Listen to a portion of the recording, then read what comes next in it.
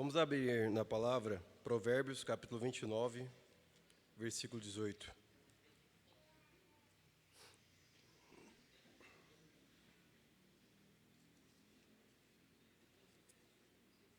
Provérbios, capítulo 29, versículo 18.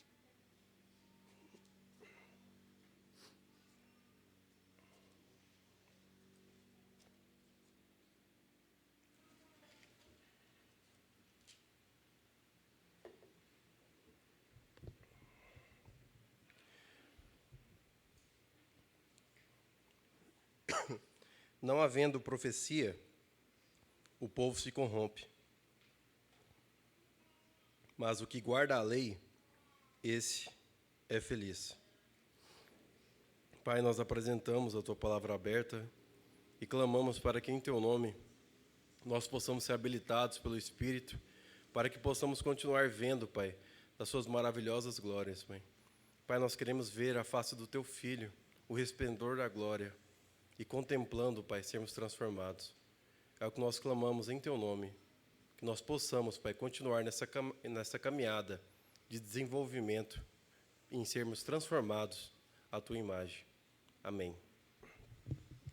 Nós lemos aqui Provérbios, no capítulo 29, versículo 18. Hoje nós vamos dar continuidade em nossas meditações sobre o coração, sobre o caminho da cruz, sobre esse processo de transformação. E é interessante esse versículo, porque a ideia da palavra profecia aqui, na verdade, é visão.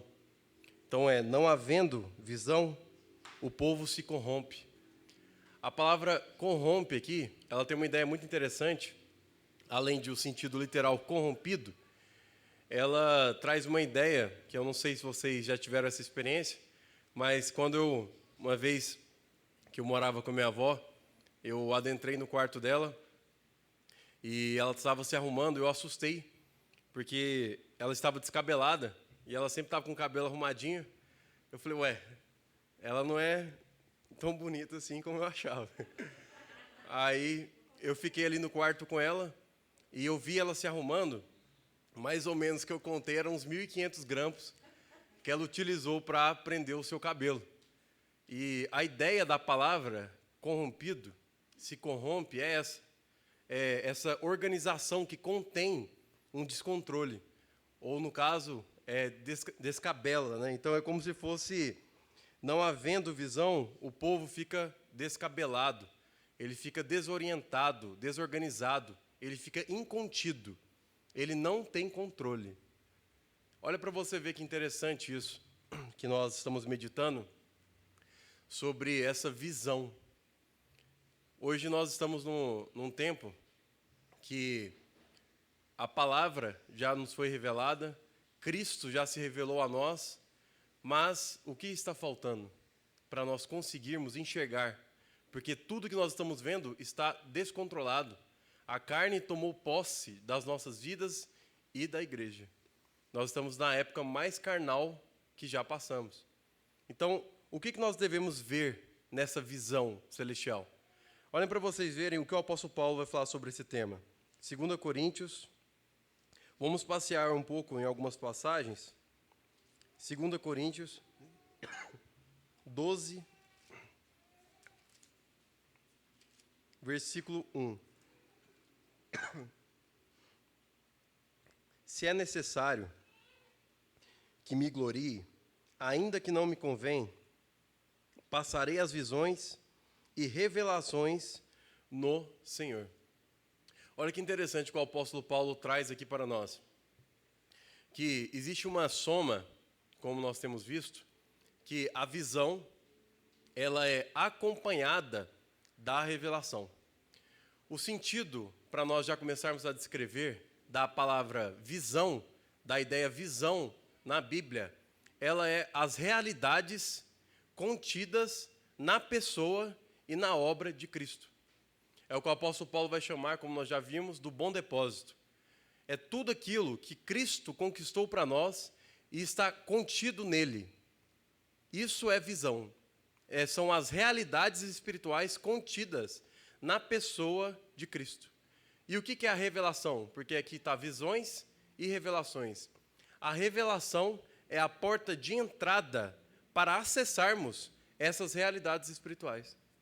Então, a visão são as realidades espirituais que há na pessoa e na obra de Cristo, conquistadas para nós. E a revelação é a porta de entrada onde nós desfrutamos dessas realidades espirituais. Não podemos separar as duas, onde nós vemos, sabemos, entendemos as realidades espirituais, entendemos a pessoa e obra de Cristo, mas não estamos desfrutando do que foi conquistado. Não estamos acessando essa visão celestial. Olha o que o apóstolo Paulo vai dizer mais à frente aí, na verdade anteriormente, em Atos, sobre essas visões e revelações. Ele vai falar que, na verdade, mesmo ele tendo tido, e nós também como igreja, visões e revelações sobre a pessoa e obra de Cristo, todas essas visões e revelações, elas se resumem em uma visão. Não existe mais de uma visão. Não tem como, por quê? É uma pessoa e uma obra. Não existe outra visão a não ser a pessoa e obra de Cristo. Todas as coisas, não foi em Efésios? Todas as coisas se convergem, se resumem em Cristo. Ele é o cabeça de todas as coisas. Todas as coisas foram enchidas por Ele. E todas as coisas encherão Ele. Então tudo se resume a Ele. Então só tem uma visão. Uma coisa eu peço. Só um foco. Tenhais olhos simples. Só olhem e busquem uma coisa. Então não tem como ter outra visão. Porém, como o apóstolo Paulo disse no versículo que a gente leu, de visões e revelações, é tão inescrutável, insondável, como ele mesmo diz, que ele colocou no plural essa palavra. Mas tudo se resume a uma pessoa e a uma obra. Olha Atos 26, versículo 19. Pelo que, ó rei Agripa, não fui desobediente à visão celestial. Olha que interessante o que ele está falando. Ele está falando que, primeiro, ele recebeu uma visão celestial, no singular. E que a essa visão que ele teve, a revelação, que foi revelado essa visão para ele não foi desobediente a ela. Quer dizer que ele teve uma resposta a essa visão. Quer dizer que quando é nos revelado a palavra, a pessoa e obra de Cristo, é ainda possível nós termos uma escolha. Ou sermos desobedientes a ela, ou nós obedecermos ela. Ou nós acolhemos essa visão, vivemos dessa visão, orientados por ela, direcionados por ela, ou o que acontecerá? Nós vamos ser desobedientes e nos afastaremos dela. Onde não há visão, o povo se corrompe, ele perde o sentido, ele fica desorientado, ele não sabe para onde ir ou o que ele deve fazer, porque ele não está enxergando. Então, o apóstolo Paulo, como nós já vimos, ele nos mostra a importância de nós buscarmos agarrar nesta visão, que o que é, como nós descrevemos, que a visão é tudo o que Cristo conquistou para nós em sua obra. E a revelação, ela é a porta que se abre, ela não está aberta, ela é a porta que se abre para as nossas vidas, onde nós desfrutamos dessas realidades espirituais. E é tão interessante isso, porque, como nós vamos ver aqui nos Salmos mais à frente,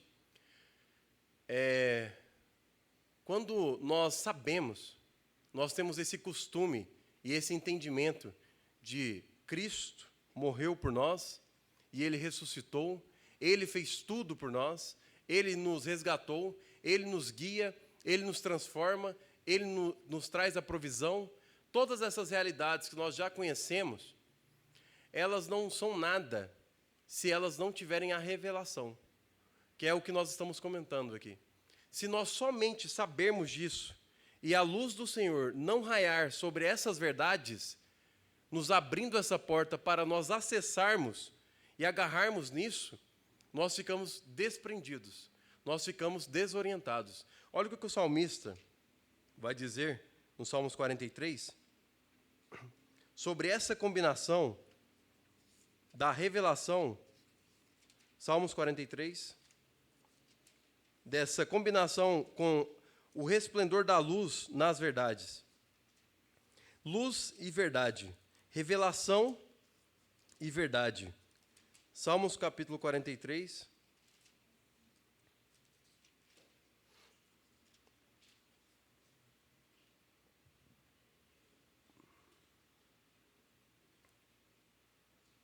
Versículo 3. Envia, olha o clamor dele.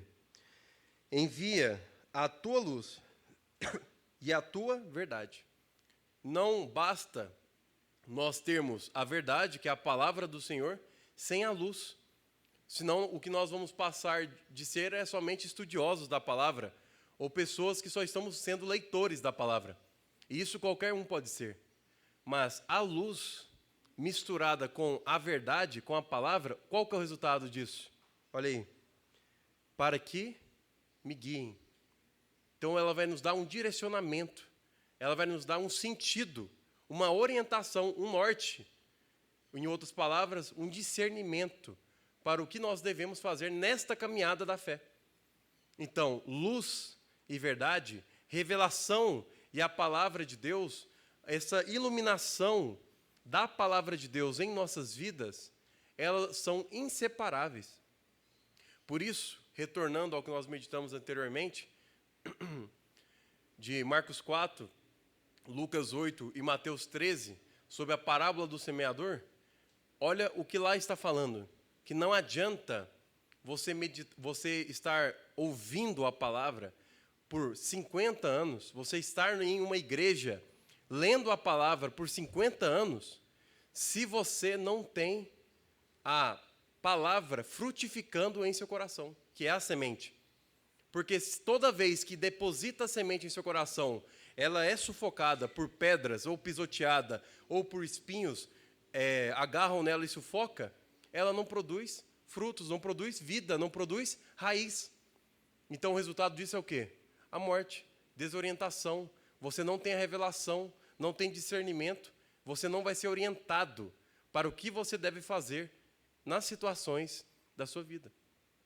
Então, olhem para você ver o quão sério é isso que nós estamos falando. Igualmente, nós citamos Hebreus capítulo 4, que está falando sobre o povo no deserto, que eles caminharam 40 anos sendo guiados por Deus.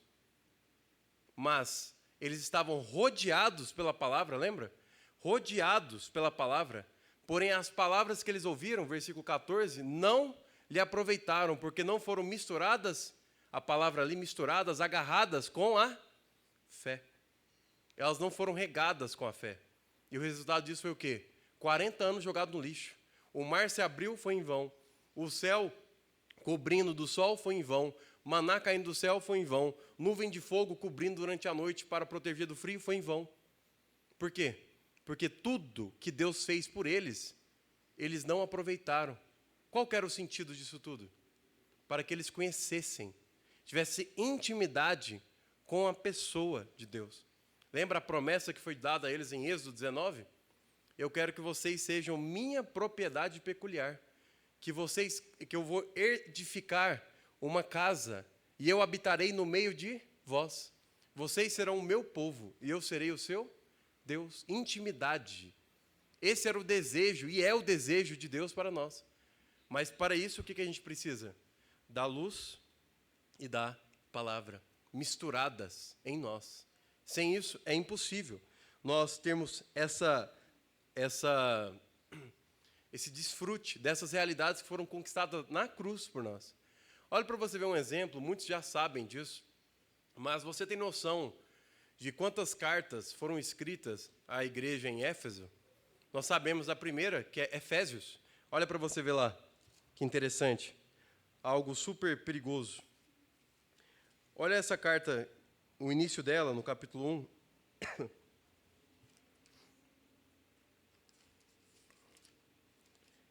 Essa primeira carta aqui, da igreja de Éfeso, no capítulo 1, Paulo começa orando para esta igreja.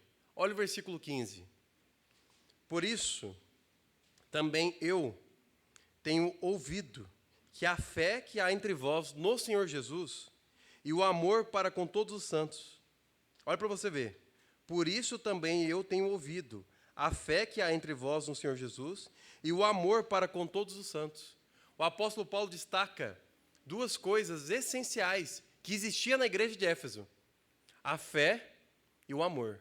Agora, 30 anos depois que foi escrita essa carta, outro apóstolo escreve uma carta para a igreja de Éfeso, que está lá em Apocalipse. Olha para você ver. Vamos ver o que aconteceu depois de 30 anos. Capítulo 2, versículo 4. Desculpem. Tenho, porém, contra ti, que abandonastes o teu primeiro amor. Olhem para vocês verem que interessante. 30 anos depois que o apóstolo Paulo falou que eles tinham fé e amor entre os santos, foi dito agora que há uma carta a essa igreja que eles tinham perdido, abandonado esse primeiro amor, que nós já sabemos que essa palavra é inadequada para a tradução, que é primazia, no sentido não de ranking, de primeiro, segundo ou terceiro, mas sentido de qualidade. O amor mais valioso deles tinha que ser em Cristo, entre os irmãos, entre os santos. Mas isso foi perdido 30 anos depois. E qual que foi a causa disso? Não temos tempo de discorrer, mas está ligado ao que nós estamos falando.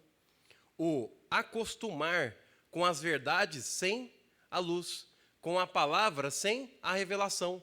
Nós sabemos que Cristo morreu. Nós sabemos que Cristo é um homem e Ele também é Deus. Nós sabemos que Ele se entregou por nós.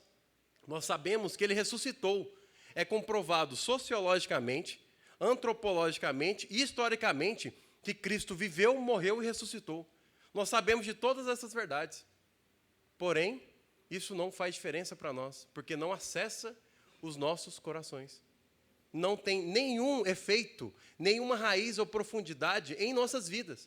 Nós continuamos trabalhando, cuidando dos nossos negócios e vivendo as nossas vidas, enquanto o amor é deixado de lado pela palavra, a pessoa e obra de Cristo.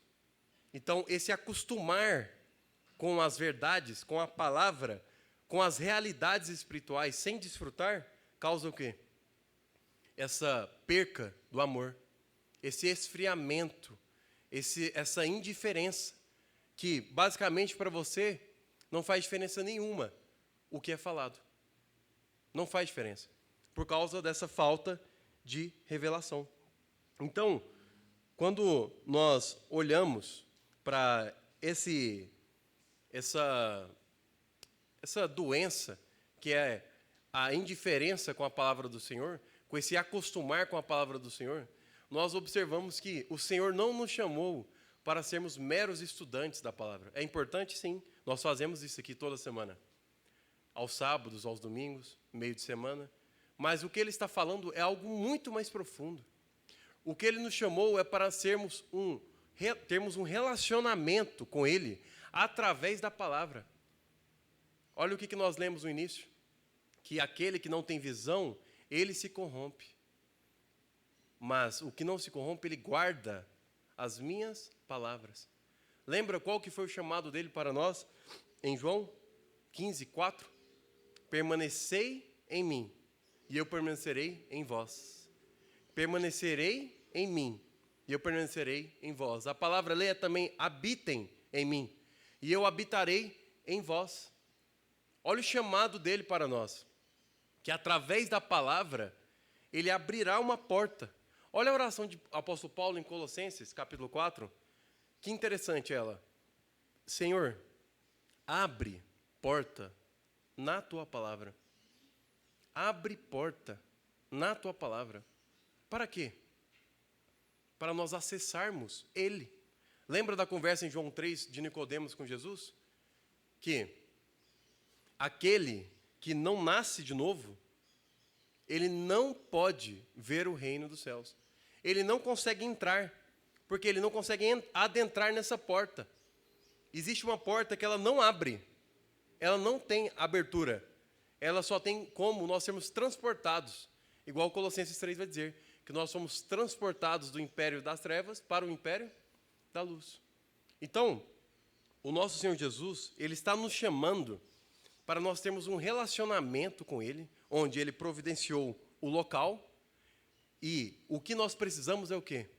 Nos entregar por inteiro na palavra, e ele vai construir esse relacionamento, edificar através da sua palavra em nossos corações. Porque nada de fora do homem é capaz de corrompê-lo. O que entra no homem não o corrompe, mas sim o que sai de dentro do seu coração. Então, qual que é a solução para isso? Nós entregarmos os nossos corações para Deus, onde é a fonte de todo o mal, de toda desorganização, desorientação. Sem isso, nós não conseguiremos. E o que ele vai fazer? Vai lavar os nossos corações através da lavagem por meio da palavra, como nós vimos em Efésios. Então, aqui, nós estamos vendo que, na verdade, o que o Senhor tem chamado nós para fazermos é basicamente uma entrega das nossas vidas em suas mãos, através da palavra. É o único meio que nós temos, é a palavra. Então nós temos que nos entregar a Ele. Mas o que significa isso? O significado de nos entregarmos a Ele é que nós assinamos que nós não seremos mais independentes. Seremos totalmente dependentes dEle. Isso significa que a soberba que está em nós, que nos domina, ela terá que ser morta. Ela não poderá mais nos dominar, porque a soberba significa aquele que é totalmente independente. Ele decide o seu caminho, porque ele sabe mais da sua vida do que qualquer outro. Ele está acima de todos, em visão, em posição. Então, ele é o árbitro da sua vida. Ele tem esse livre-arbítrio para decidir sobre si. Ele vai tomar as decisões, ele vai tomar as estratégias para decidir o que será feito em sua própria vida. Esse não foi o pecado terrível e grandioso de Satanás? Satanás não quis tomar, ser igual a Deus? Ele não teve essa soberba de usurpar, ser igual a Deus? Esse não foi também o pecado de Adão e Eva, que a promessa de comer o fruto colocaria ele de pé de igualdade, ou eles teriam o conhecimento absoluto do bem e do mal? Sendo independentes, eles decidiriam sobre as próprias vidas? Eles conheceriam tanto o bem como o mal? Eles poderiam julgar o que é bem e o que é mal? Para onde ir, para onde não ir? O que falar, o que não falar? Seres independentes, soberbos, igual todos nós somos? Nascemos já com isso? Esse não foi o chamado? Então o que nós devemos fazer? Calar, dominar esta soberba. Olha que interessante. O Salmos 19, que é aquele salmos que nós já oramos muitas vezes, tão lindo esses salmos. Olha o versículo 12.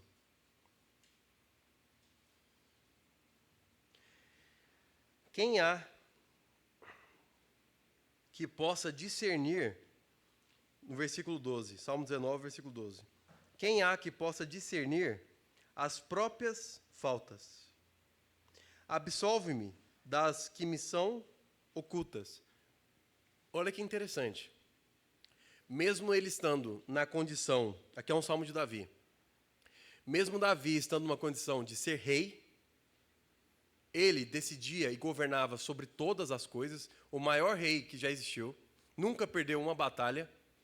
Davi, ele está dizendo que, mesmo seu coração sendo soberbo, e sua carne naturalmente dominando sobre si, ele reconheceu que ele não sabia de todas as coisas, e que existiam coisas que são ocultas para si. Então ele está clamando para o Senhor, que dessas coisas que ele não sabe, que o Senhor pudesse o guardar. Absolve-me das que são ocultas. Olha o versículo 13. Também da soberba, guarda o teu servo, que ela não me domine.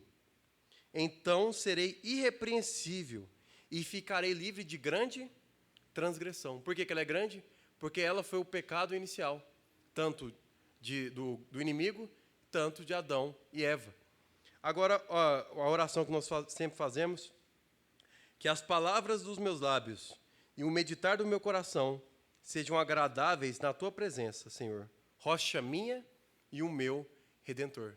Agora, essa oração do Salmo 19, de Davi, ele está clamando, que a soberba não me domine, que eu não decida sobre minha vida, que as minhas emoções, que minhas afeições, que meus desejos, que meus anseios sejam somente para estar na tua casa. Eu só quero uma coisa, uma visão, uma direção.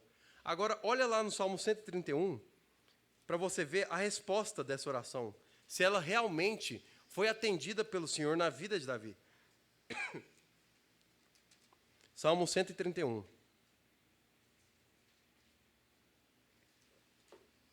Olha como é que ele começa. Senhor, não é soberbo o meu coração. Salmo 19, ele clama para que o Senhor não deixasse a soberba dominasse. Agora a soberba aconteceu o que com ela? Ela foi totalmente destruída. Não é soberbo o meu coração, no sentido de, meu coração, ele não decide o que eu quero. Lembra das palavras do nosso Senhor Jesus aos discípulos? O meu alimento é fazer a vontade do meu Pai. A minha vontade é fazer a vontade do meu Pai. Eu não tenho vontade, eu não tenho decisão, eu não tenho ambição, eu não tenho desejo ou anseio. Eu quero o que o meu Pai quer. Com 12 anos de idade, o que ele falou? No Lucas capítulo 2, os últimos versículos. Não sabias que compete a mim estar cuidando dos negócios do meu Pai. Desde pequeno ele já tinha essa consciência que a vida dele foi criada para satisfazer a vontade do Pai dele. E isso foi tão bem feito que nós vimos nos capítulos posteriores. Mateus 3, os céus se abrem, o que acontece? Eis o meu filho amado, onde eu tenho todo o meu prazer. Mais para frente, nós vimos também que os céus se abrem novamente no Monte da Transfiguração, onde abre os céus, Moisés e Elias aparecem e diz, eis o meu filho amado, onde eu tenho todo o meu prazer. Em Lucas 9. Nem ativo o meu olhar. Não ando à procura de grandes coisas. Olha que versículo assustador. Um rei que não tem ambição, ele tinha o maior poder bélico da época, ele tinha o maior poderio de homens em suas mãos, o maior poderio territorial da época, um homem dotado de extrema inteligência. Olha o que ele está falando. E além disso, ele simplesmente tinha o Deus Todo-Poderoso como seu amigo. Estava do seu lado, lutando suas batalhas, nunca perdeu uma batalha. Ele vira e diz, eu não almejo grandes coisas. Eu não anseio. Eu não tenho olhar altivo. Eu não tenho grandes sonhos. Eles morreram. Eles morreram comigo. Agora, não vivo mais eu, mas Cristo vive em mim. Então, o que Cristo deseja é o que eu desejo.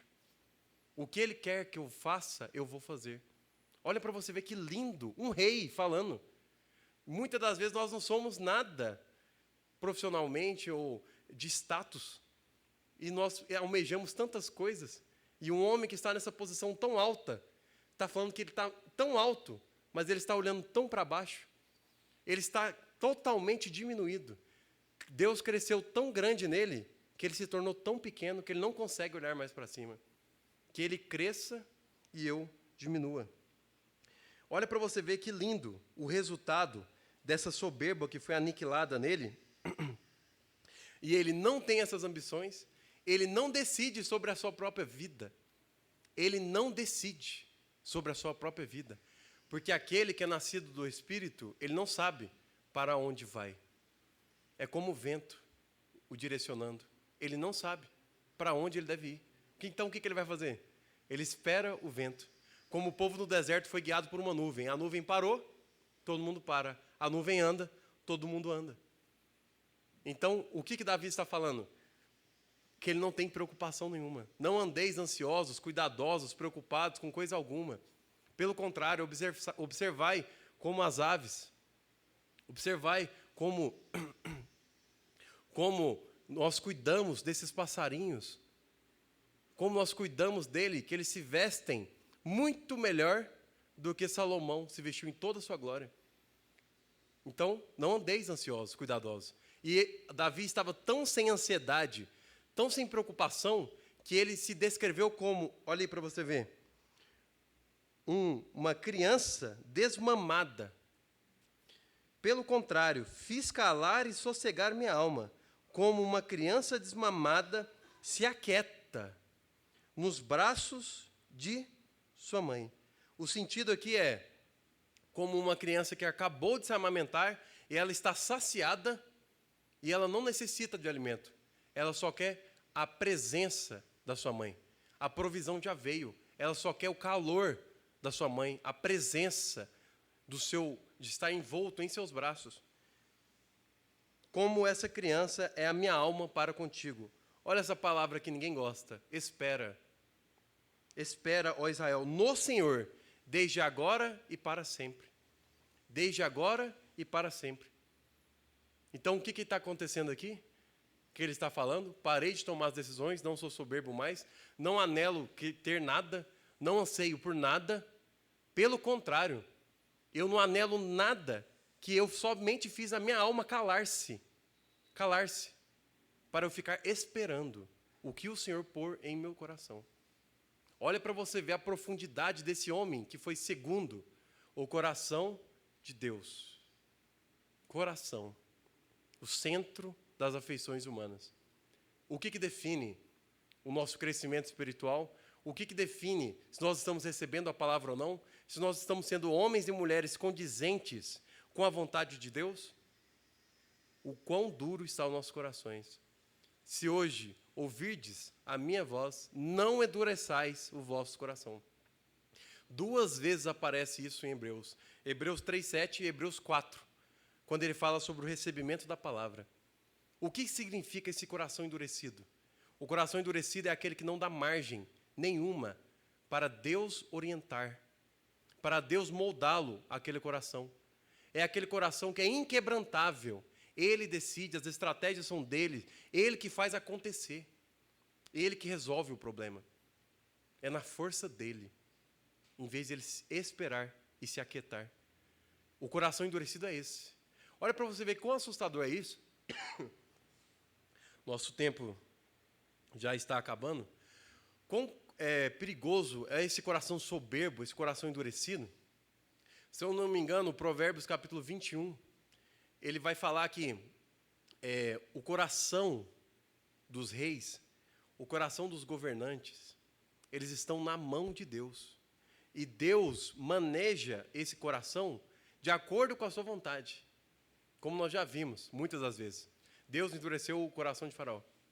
Está falando que um coração de um rei, que era um pagão, é muito mais mole, é muito mais maleável do que um coração nosso.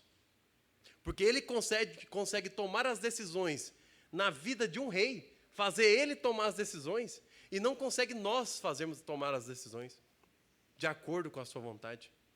Olha para você ver que assustador é isso.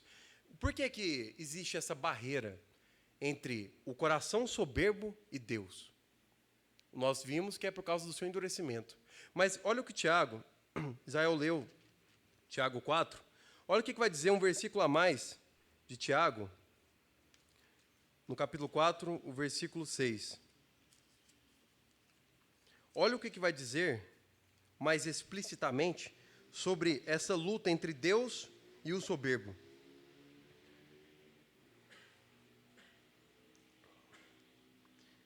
Deus resiste aos soberbos, mas dá graça aos humildes. Olha para você ver. Sujeitai-vos, portanto, a Deus, mas resisti ao diabo, e ele fugirá de vós.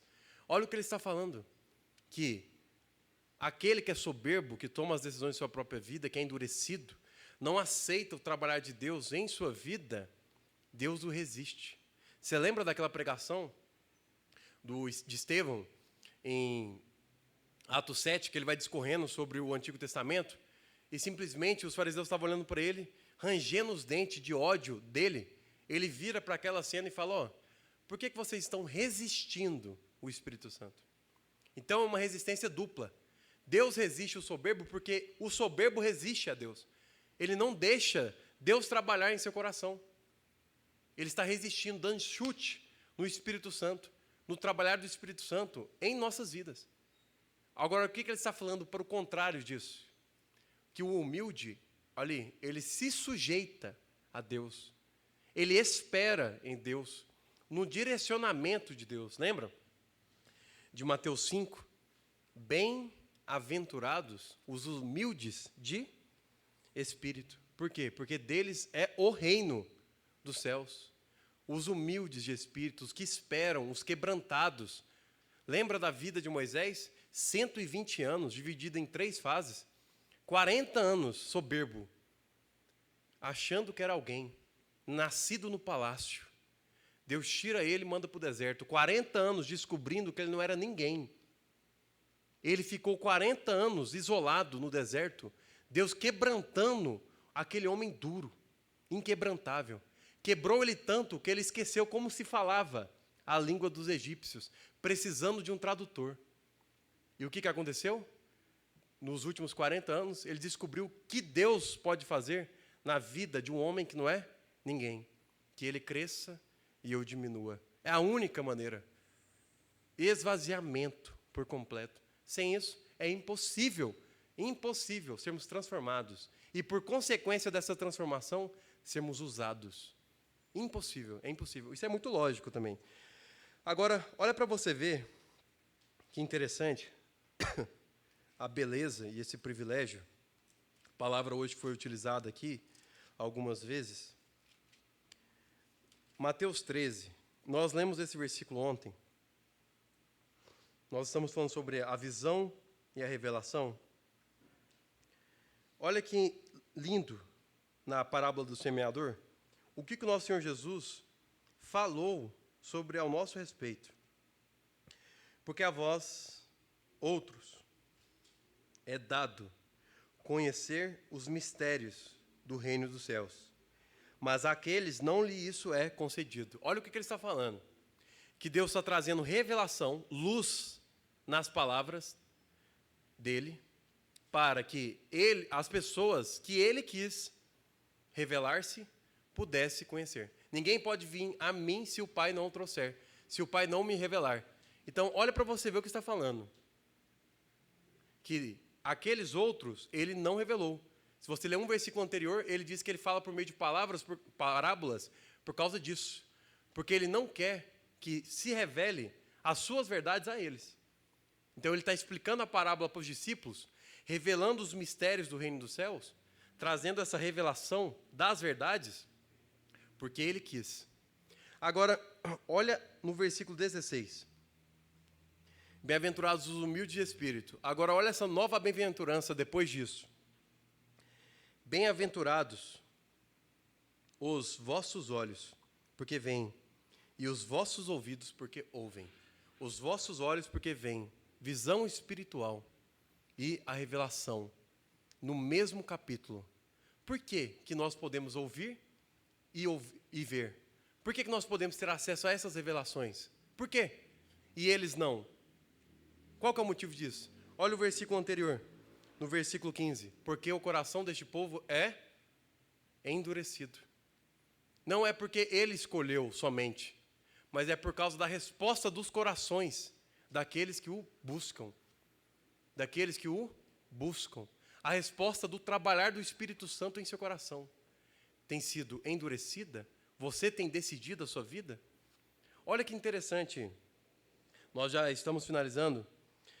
Olha que interessante essa questão. Nós lemos hoje para oração. Pula uns versículos para trás em Mateus 7. Mateus 7 fala aqui: pedi, dar-se-vos-á, buscai, achareis, batei, abre-se-vos-á. Pois todo o que pede recebe, o que busca encontra, e quem bate vai se abrir. Esse versículo nós lemos e oramos ele. Mas o que vai ser nos dado?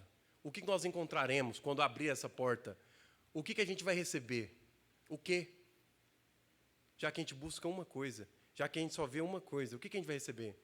Como nós já temos visto, os evangelhos, mesmo falando da mesma coisa, eles se complementam.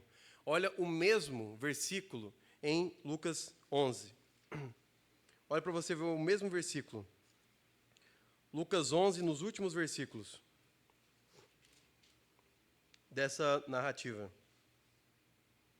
Ele vai começar no versículo 9, falando o mesmo versículo. Aí ele vai comparar que, se eu sou um pai, se o pai terreno, o que você pede, ele tem a capacidade de te dar coisas boas, imagina eu. Mas agora, o versículo 13, ele complementa o que em Mateus 7 não tem. Olha isso.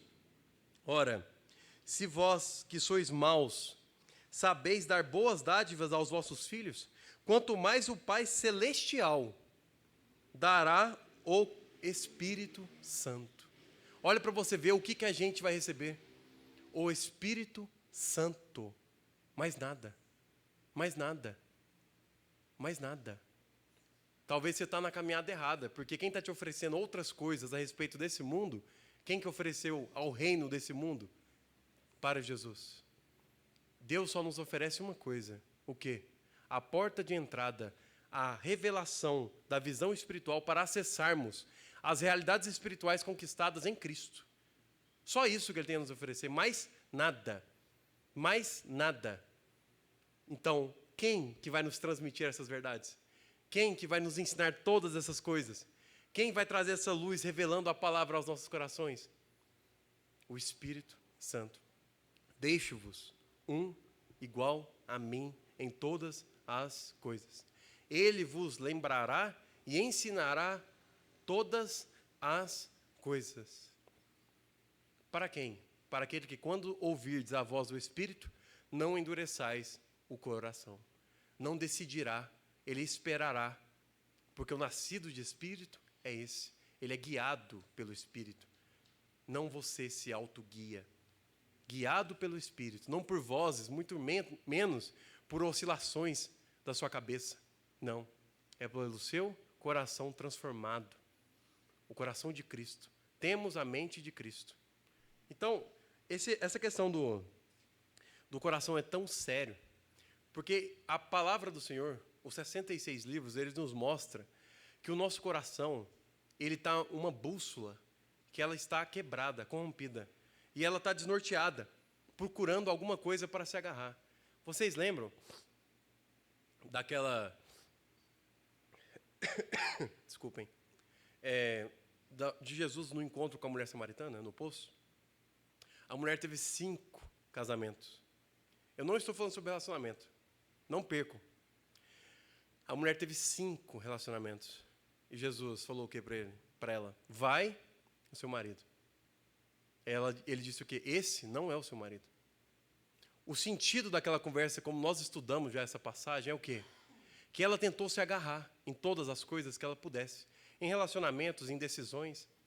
E o que aconteceu? Ela se perdeu. Ela se perdeu, porque ela não sabia o caminho, ela não sabia a direção, a decisão que ela deveria tomar. Então, como que isso tem alguma ligação conosco? Porque se nós não tivermos esse recebimento, essa espera, e pararmos de tomar essas decisões, querendo nos agarrar de acordo com o que nós olhamos e decidimos o que é bom, nós sempre vamos errar. E acharmos que as coisas devem ter as nossas ações. Por quê? Porque Ele age sobre todas as coisas. Ele é soberano sobre todas as coisas. Olha essa conversa de Jesus com os fariseus, que ele foi indagado numa armadilha, que os fariseus chegaram nele assim, Jesus, o que você acha sobre o divórcio? E Jesus fala, no princípio, o Criador, ele fez o homem para a sua mulher, para que eles se unissem, se tornando uma só carne. O que Deus uniu, o homem não separa. E ele fala, mas por que Moisés falou para nós podermos ter a carta de divórcio? Aí Jesus responde a ele algo impossível de ser respondido. Ele dá a chave para tudo. Não estamos falando sobre relacionamento aqui. Ele falou assim, que Deus permitiu o divórcio porque os homens são duros de coração. Sabe o que ele está falando aqui? Ele está falando que, por causa da dureza do coração do homem, ele erra. Ele fica pulando de galho em galho. Ele fica buscando coisas e coisas, serviços e serviços, pontapés e pontapés. E o que acontece nisso? Ele vai estar rodando em círculo, como Salomão vai dizer em Eclesiastes, correndo atrás do vento, perdendo seu tempo. Ele só está perdendo tempo, sendo que Deus está falando, espera, que eu vou te falar, é só ir reto. Depois você vai virar ali, eu vou te guiando. Eu vou te guiando. É só você espera, meu filho. Lembra do Salmo 40? Esperei, confiadamente, e o Senhor atendeu às minhas súplicas. Tirou-me de um poço de lamaçal de lama. E colocou meus pés sobre a rocha, e firmou os meus passos. Quanto mais nós tentamos nos agarrar a isso, mais tentamos decidir nossas vidas, o que acontecemos? Nos afundamos nesse poço, nessa areia movediça. Romanos 8, 28, ele vai falar assim, todas as coisas, olha que versículo assustador, todas as coisas cooperam para o bem dos que amam a Deus. Olha para você ver. Aqui está falando que não é o que você julga ser bom ou ruim, bênção ou maldição. Não. Aqui está falando que todas as coisas, todas as peças que estão em volta de você, nesse tabuleiro, Deus utiliza para o seu bem, para a sua transformação. Ele utiliza para a sua todas as coisas. E olha como é que continua o versículo 29. Para um propósito somente, para que vocês sejais transformados à imagem de Cristo. O propósito de todas as coisas cooperarem para o seu bem, não é o seu bem-estar. Muitas dessas coisas, maioria vai trazer mal-estar. Lembra da solitude que nós meditamos? Confronto, mais encontro, igual a libertação, transformação. Então, o Senhor, Ele vai utilizar todas essas peças do tabuleiro, para quê? Para nos transformar à imagem, ao caráter de Cristo. Nosso coração transformado, nossa mente transformada. Sabe onde essa palavra aparece de novo? Romanos 12, 12. 12, 2. O versículo 1 fala para nós apresentarmos os nossos corpos como sacrifício agradável, em serviço racional a Deus. Apresentarmos nossos corpos, nós não vamos ter mais domínio sobre ele, não decidiremos mais sobre ele. E após isso, o que acontecerá? Nós seremos transformados em nossa mente. Transformai-vos em nossa mente. Com o quê? Com a renovação.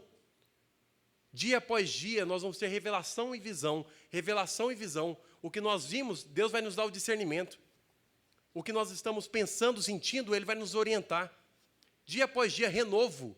Caso contrário, se você estiver estático, sabendo as mesmas coisas todos os dias, o sentido disso é calcificação. Você morre, você está parado. Você não evolui, você é o mesmo de ontem, você achando que você é Deus. Eu sou o que sou. Eu sou o mesmo ontem, hoje e para sempre. Eu não mudo. Sendo que o que Ele está nos chamando é para quê? O que você é hoje, amanhã você não é mais. Qual que é o caminho da cruz? Aquele que quer vir após mim, tome a sua cruz, toma o molde, toma esse sacrifício, se entrega a mim. E qual que é o resultado? Negue-se a si mesmo, renuncie-se a si mesmo. Pare de tomar as decisões, negue-se a si mesmo. Negue-se a si mesmo. E de acordo com a narrativa de Lucas, dia após dia. Dia após dia, diariamente. Por quê? Porque a carne e o espírito têm uma luta que só vai acabar no fim das nossas vidas, ou na volta dele. Olhem para vocês verem o grito de Deus. Meus irmãos, tem coisa melhor do que ser um filho mimado? Ele está gritando, eu quero mimar vocês. Eu quero que vocês deitem em meu seio, como João deitou. Eu quero que vocês deitem em meu seio e só descansem. Para de relutar a cabeça dura. Para, esperem. Pesquisem a palavra esperem, esperar na Bíblia. E você vai assustar o quantos versículos estão gritando, espera, espera, para. Para. É inútil tudo o que você está fazendo. O relacionamento que eu pus você foi por causa que eu quis que você fosse moldado. Não é para o seu agrado. Aceita. Persevere fielmente. Persevere fielmente. Os irmãos que eu pus você para congregar, que são cabeça dura, que são difíceis, eu pus você. Eles vão moldar o seu caráter. Não é para ser da sua vontade, é da minha. Eles vão moldar seu caráter. Porque você é duro. Porque você é duro. Muito duro. Muito. Então eu tenho que quebrar você. Eu tenho que te arrebentar. Para você acordar e descobrir que você não é nada. Moisés demorou só 80 anos. Vamos ver quanto tempo nós vamos gastar. E quando ele tinha 80 anos, sabe o que ele escreveu nos salmos dele? Que quando você chega na idade de 80 anos, só sobra canseira e fadiga. Olha para você ver. Nós não cantamos, eu me entrego. Sabe quando é que você vai se entregar? Quando você estiver cansado e fadigado de carregar esse fardo que você está pondo sobre suas costas. Você está pondo sobre suas costas. Olha Jó, capítulo 1, versículo 21. Nu eu vim ao mundo. Nu eu volto para o mundo. Eu perdi tudo. Eu perdi minha família. Eu perdi meu gado. Eu perdi meus filhos. E não fez diferença para mim. Porque isso era só um fardo. E o que Jó aprendeu? Que no meio das dificuldades, que Deus está te marretando para te quebrar, porque Jó não tinha pecado. Jó era um homem reto, lembra? Jó capítulo 1, versículo 8. Jó era um homem reto, justo, íntegro. Se temia a Deus e desviava do mal. Nós nem isso somos. Eu não tenho coragem de falar que eu sou isso. Ele era. Ele não pecou. Deus estava trabalhando com ele, na dificuldade, quebrando o coraçãozinho dele. E o que aconteceu quando Deus apareceu para ele um redemoinho, no meio dessa tempestade, nessa turbulência? E Jó ouviu a voz de Deus no meio dessa tempestade.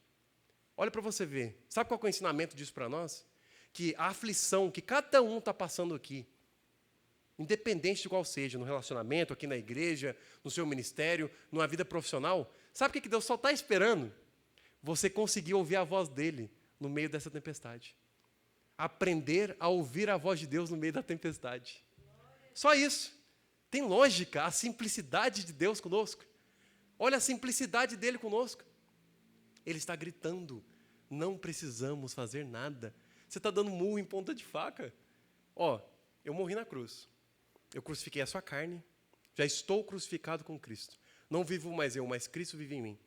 Hebreus 2 fala que ele destruiu Satanás e destruiu a morte. Você é imortal.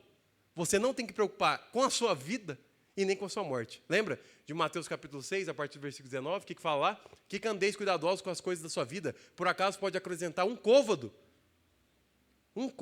à sua altura.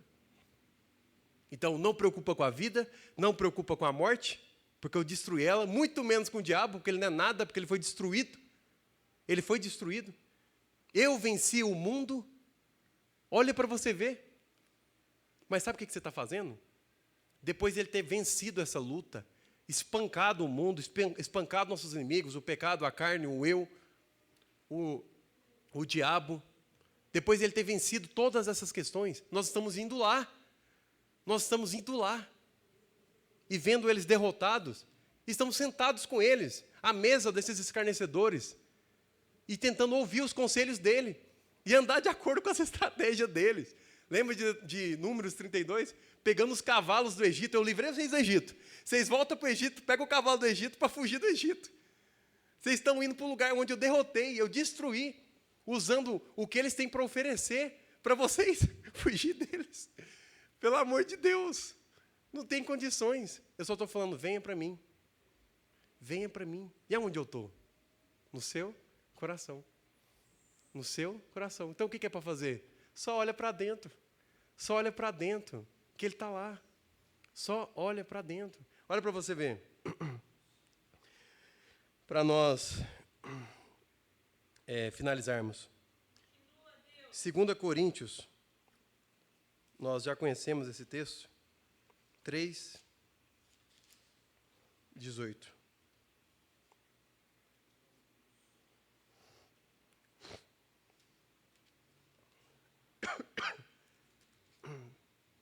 Nosso tempo acabou, na verdade, não vamos ler esse texto hoje. Só finalizarmos uma questão aqui. Mateus, quem quiser, quem tiver interesse, Leia Mateus capítulo 16 e Mateus capítulo 17. Mateus capítulo 16 mostra uma ordem de revelações que talvez é o capítulo mais importante dos evangelhos, que mostra que Jesus Cristo é o Filho do Deus vivo. Quem dizes que eu sou? Pedro responde através de uma revelação. Olhem para vocês verem. Meus irmãos, só prestem atenção para nós finalizarmos. Deus, o Pai, revelou a visão. Ele estava vendo Cristo. Ele estava vendo Cristo, mas ele não sabia, porque ele não tinha revelação. Então Deus, o Pai, revelou para Pedro que Jesus era o Filho do Deus vivo. Tu és o Cristo. Nós vimos isso ontem. Filho do Deus vivo. A primeira revelação de Mateus 16. Segunda revelação, está em ordem de importância e hierarquia. Primeiro, Cristo. Agora, segundo, a igreja. Jesus vira para Pedro e fala: Pedro, tu és a pedra. Tu és a pedra. E sobre esta rocha eu edificarei a igreja. Então ele revela sobre a igreja. Primeiro, Cristo. Cristo é o sol que ilumina a lua. Lua é a igreja. Se a lua estiver na frente do sol, eclipse, trevas, perdição. Sempre o sol na frente da lua. Sempre. Nunca podemos inverter a ordem. Nós não estamos aqui para gastarmos nossas vidas para a igreja. É para Cristo. E a consequência disso é nós vivermos na igreja buscando servir a Cristo. Sempre essa ordem. E a terceira e última revelação. O reino dos céus.